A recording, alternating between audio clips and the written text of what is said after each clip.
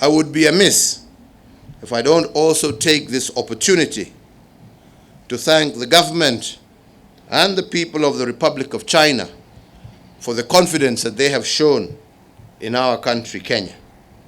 Without their confidence in our country, private sector would not have invested in our country. So again, our thanks to the government and the people of the Republic of China. Thank you very much. As you also know, today we have commissioned the revamped Nairobi Eastern Bypass, which we have expanded into a dual carriage. The Nairobi Eastern Bypass is a major transport artery that connects the Mombasa Highway, Nairobi-Mombasa Highway, with the Nairobi-Thika Highway, distributing traffic to the northern, eastern, and southern precincts of the Nairobi metropolitan area, and thus boosting connectivity within the Nairobi metropolis. The Eastern Bypass plays a major role in directing traffic away from the Nairobi CBD and thus reducing travel times in and around Nairobi. Since the Eastern Bypass was completed as a single carriage in 2014, considerable urbanization and commerce emerged along its economic corridor, occasioning a significant increase in traffic volumes. This resulted in severe and unprecedented traffic jams, so it was no longer functioning as a bypass, but rather than as a main road. This ultimately would have rendered the road unusable as a reliable link or bypass for Nairobi. So therefore, the expanded Eastern Bypass, which includes 5 new major vehicular crossings, 6-lane dual carriageways at the busy sections of the road, will greatly ease the congestion that existed on that road. So ladies and gentlemen, during our term in office, we have built more than 11,500 kilometers of new tarmac roads, which have increased Kenya's paved road network by more than 85%.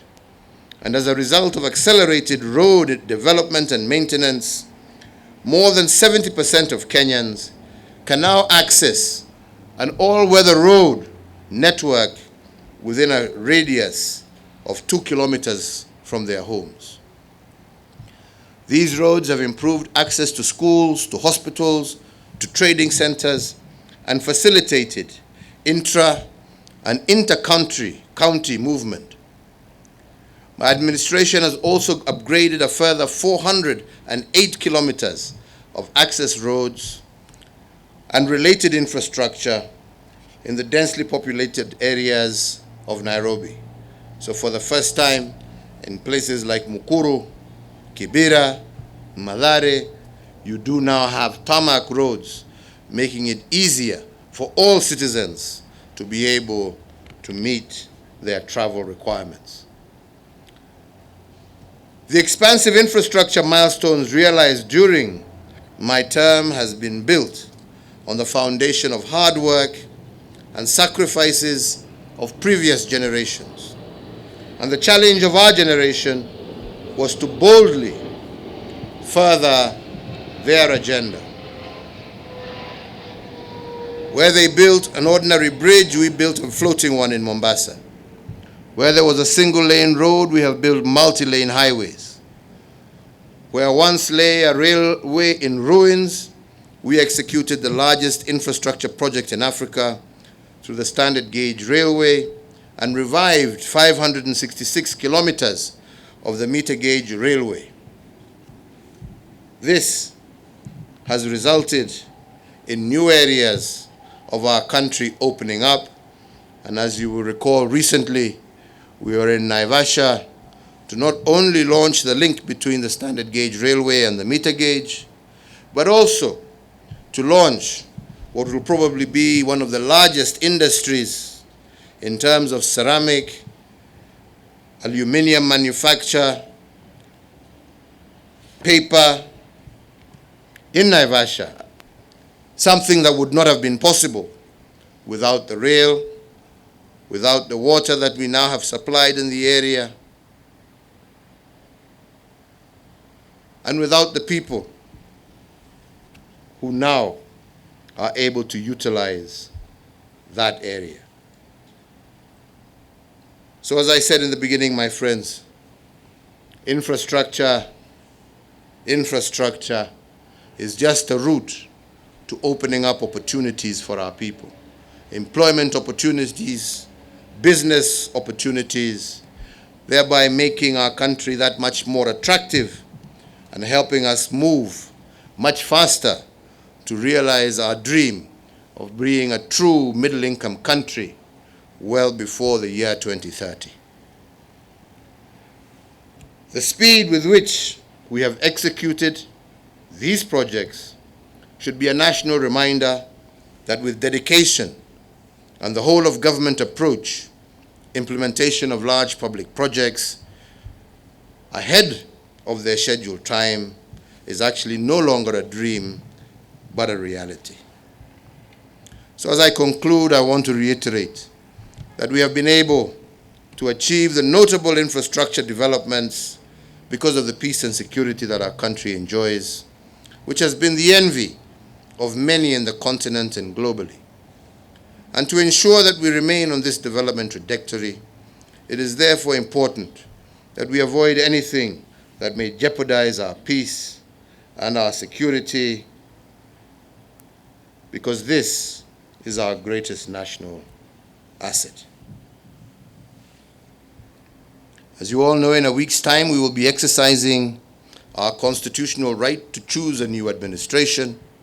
I want to urge all of us to maintain peace during the remaining campaign period and on and after the date of the election. Kuna haja ya matusi jameni. Kila mtu, including myself, ako na uhuru wa kupigia debe yoyote ambaye anataka. Kwa hivyo, unapigia huyu, mwingine anampigia huyu, mwingine anapigia huyu. Uamuzi utakuwa wa wananchi. Kuna haja ya matusi, kuna haja ya kuingilia watu. Na nikikujibu kwa sababu umesema mambo ya uongo, kuna haja ya kuambia watu nataka kuua. Si mumenitusi karibu miaka 3. Kuna mtu amewaguza.